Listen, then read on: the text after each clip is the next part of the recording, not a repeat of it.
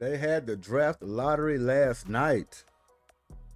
Dallas Mavericks. You're in position. You're in position now. What you gonna do with it? What should the Dallas Mavericks do with that number one pick? Should they keep it or should they go big star hunt? That's gonna be the question. Nico got some work to do. But if you have an opportunity to get Giannis, I probably would take that. I probably would take it. Kevin Durant, any other star? I don't think so. Only way I'm coming off that pick if I can get a Giannis Antetokounmpo to join my team. Other than that, I'm keeping a pick. Go ahead and get Cooper Flagg. I think he'll match up well with Anthony Davis and the group that they have. Kyrie, once he comes back. Be a good squad. Good team. Will he be an instant impact? That's what we're going to have to wait and see. Will be in a starting lineup, but what will his transition be from college to the NBA? Also, yours truly, the Houston Rockets, got the 10th pick. Not bad. Would have loved to edge up. 9th, 8th. That would have been nice too, but top 10, that's not bad. It's not the end of the world. Add to the team. See what they're going to do going at number 10. What type of player they're going to add to the squad, already ready squad, to compete. Just one star away, though, for a championship. Will they go hunt down Giannis? Will they go looking for Kevin Durant? Will they keep it in-house and just say we're going to grow with Jalen Green and Alperen Sengun? It's possible, but we just have to wait and see. But in the midst of all of this, we got playoff games. Playoff games coming up. Today, you have the Thunder and the Nuggets. They'll be tipping it off today at 8:30, along with the Pacers and the Cavaliers the game before at 6 p.m. But the Thunder and the Nuggets knotted up 2-2. Are the Thunder trying to come out of this series? They're playing the champs pretty well. Shai Gilgeous-Alexander in that game kind of struggled throughout, but he came to close in the end. That's what you want from your young star, but they're giving the Denver Nuggets all they can handle. This is a defensive series. Low scoring, 87-82 was the final in game 4. Going into game 5, usually they say who wins game 5 wins the series.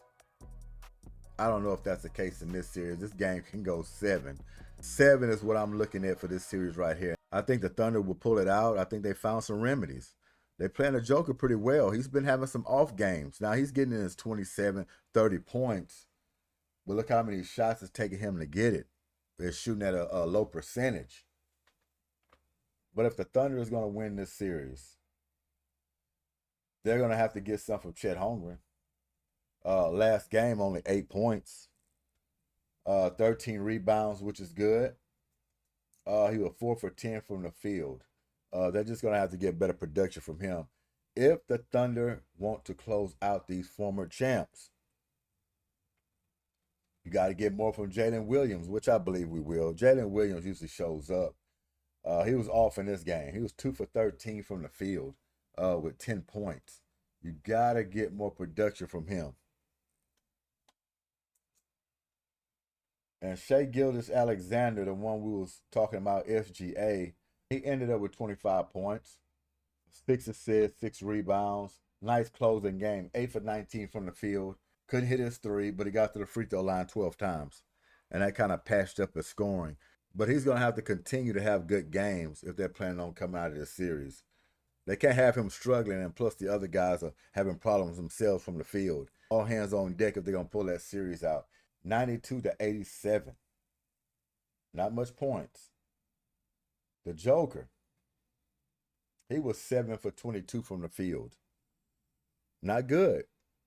He was able to come out of there with 27 points, 4 steals, 3 assists, which you have him at 3 assists. That's a plus.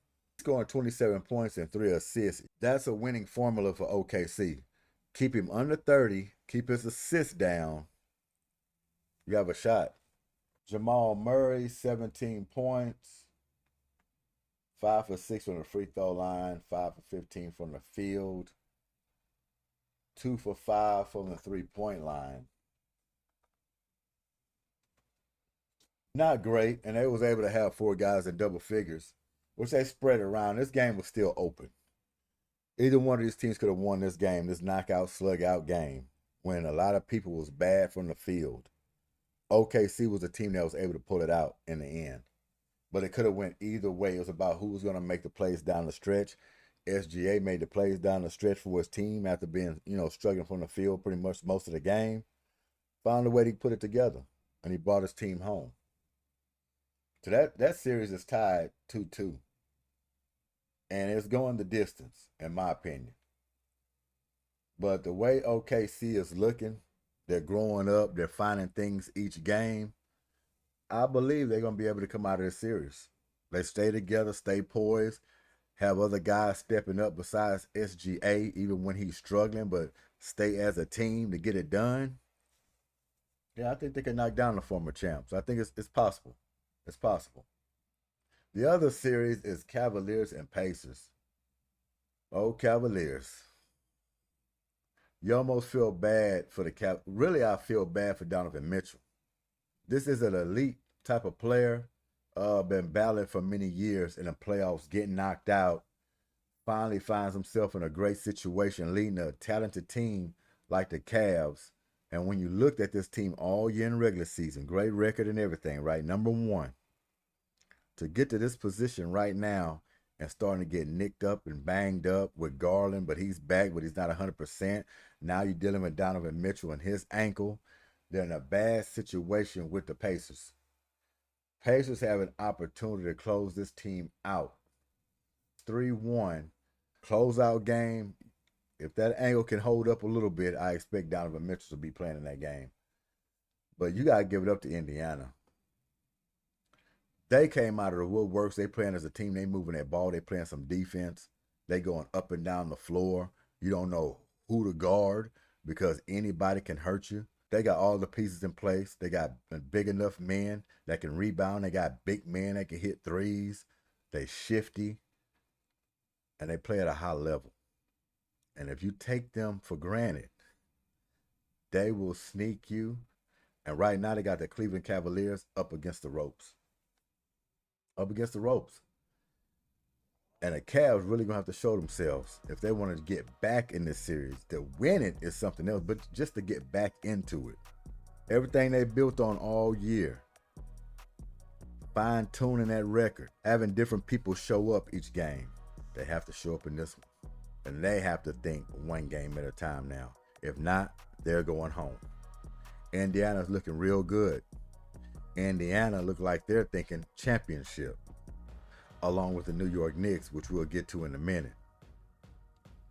But yeah, man, shockers all through the playoffs.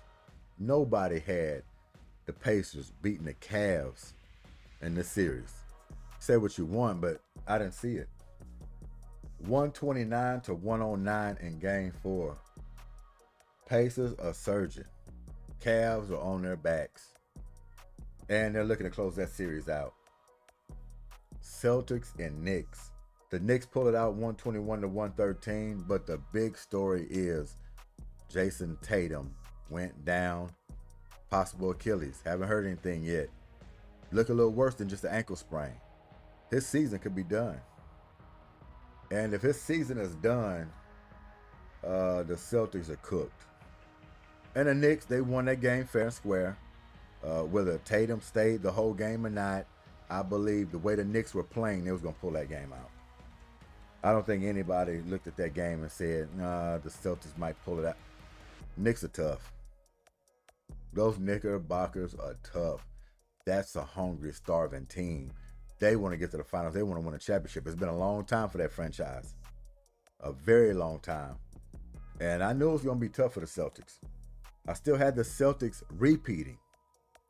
But I knew if these Knicks was going to play starved, which they have, and the wings, the defenders that they have to match up with the Celtics superstardom and Tatum and Jaylen Brown, they can get it done.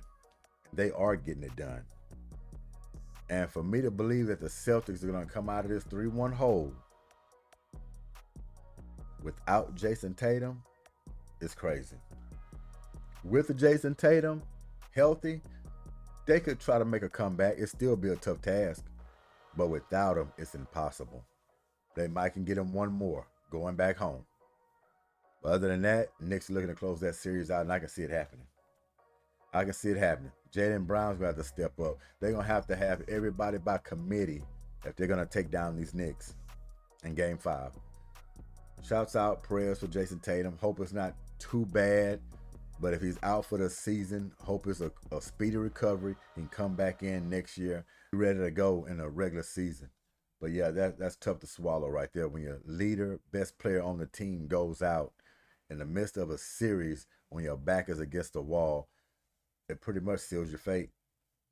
Down 3-1, that happens, pretty much seals your fate. Unless we hear something crazy that come through the news about it was some fluke, magic potion, something like that. He's playing in Game 5. He's good to go. Highly doubt it, but that's what it will take for the Celtics to have a shot to get back in the series. Timberwolves and the Warriors. A lot of heat coming Jimmy Butler's way is what I'm hearing. And rightfully so. These are the problems I had with Jimmy Butler even when he was a Miami Heat. Give it up for Jimmy. He's played his ass off in these playoffs. He's dug the Warriors out of some deep holes. We can give him that. But in this type of series here, now closeout game coming up for the Timberwolves, Jimmy Butler just got to play aggressive. He's got to look to score. I know he want to play this well-balanced game, get everybody involved, play the right way. They don't need him to play the right way right now. They need him to put up shots. They need him to be aggressive, break sets, take it one-on-one, post up, get to the free throw line. What is he, 5 for 9? I think in that last game, that's not going to cut it, Jimmy Butler. Play the right way or not, you're going to be going home. You're going to be sending these Golden State Warriors home if you don't pick up your play. Seriously, this team already lacks scoring. If you are not aggressive, this team does not have a shot against a powerhouse like the Minnesota Timberwolves. You're going to go home. And more than likely, the next game, you're going to be going home. Timberwolves beat them 117-110 in Game 4. Anthony Edwards. All the criticism he was getting. Times I went at him last year. I haven't forgot. He's figured it out. Anthony Edwards has figured it out, folks. Not only he's hitting crucial clutch shots, but he's doing it at the right time. He's doing it when it don't even seem like he's hogging the ball. He's getting his teammates involved, and he's stepping up at the right time when he needs to step up, and he's closing out these games down the stretch with his aggressive play. Season before, he relied too much in trying to get his teammates involved. Even when they were missing shots, he continued to pass the ball, even in crucial situations. Down the stretch when his team needed him to score, he still passed the ball. He accepted the double team. He came up off of it. He's not accepting no double team. Not anymore. The guy's ready. He's playing elite level on offense. This team is leaning on defense. They're stretching teams out on offense. Your head's on a swivel. You don't know what's going on. They have multiple players that can hurt you. And the big key is Julius Randle joining the Minnesota Timberwolves. I'm proud for Julius Randle. He took some heat as well, too, when he was with the Knicks. This guy's coming to his own. He's playing ultra-aggressive in his playoffs like you've never seen him before. Best basketball Julius Randle has played since he's been in the league right now. He's taking advantage of the mismatches. He's going to the hole strong. He's finding teammates, getting himself to the free throw line. Him and Anthony Edwards are working very well off of each other. That 1-2 punch. And it's happening like naturally. Let's play this two-man game. It's just happening on its own. And they have the best remedy between the two of them. And with the other guys mixed in the bunch, veteran Mike Conley, Rudy Gobert down in the paint, blocking shots and rebounding, moving his body around. And of course, you got Jade McDaniel, Nas Reed, the deep. The deep, they can stretch you out, they can rebound, they're running and gunning. This is the Minnesota Timberwolves' time. They easily can be in that finals. They easily could be holding up the trophy when it's all said and done. It's crazy, folks, because you can have a Minnesota Timberwolves in an Indiana Pacers finals or the New York Knicks. All that is possible. But for sure, it looks like we're going to have some new blood in these finals coming up this season. Look like we're going to have new blood. It's in a good place. It's in a good place, man. It's up in the air. If I was to choose right now, looking at how the teams are playing, I would place Indiana there in the finals, going up against the Minnesota Timberwolves. I'm just going off of the play. Both of those two teams, they're playing with excitement. High-level basketball, playing as a team, getting their main guys involved, playing with joy. Playing with joy. Both of those teams. It'd be something to watch. And I know for its ratings, the NBA don't want this matchup in the finals. I think the rating's going to be down. I don't know, man. It could be something I want to watch. It could be something I want to watch because you're going to get clean basketball, movement, not one player isolating the whole game. You really have to key in on defense. Great coaching. Great personalities on both of these teams.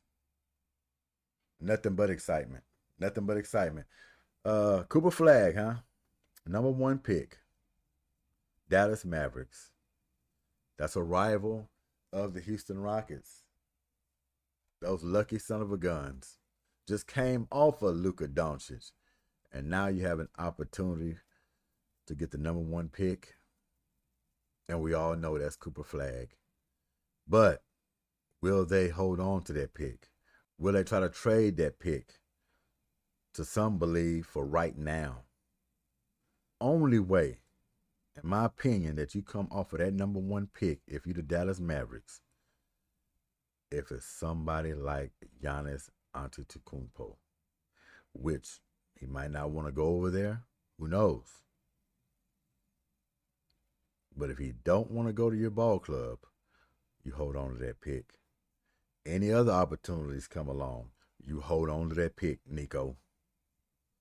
It's time for you to rebuild your image now. Yeah, you got a lot of rebuilding to do. This is a start. The gods and heavens up above was looking out for you. They knew you needed this gift. You have it now. Now it's time to wheel and deal. Make that phone call to the Bucks and say, hey, talk to Giannis and see if he want to come to Texas. Yeah, we will give you the number 1 pick, Cooper Flagg. Loser superstar will give you an up-and-coming superstar in due time. Young, still a teenager, you can rebuild your franchise after coming off of the Greek Freak. What you want to do. Simple phone call. All up to Giannis from there. All up to Giannis. G.S.Q.H. Goodymo Sports Quick Hits. Terrible Tuesday. Terrible Tuesday. Thanks for y'all time. We out of here. Peace.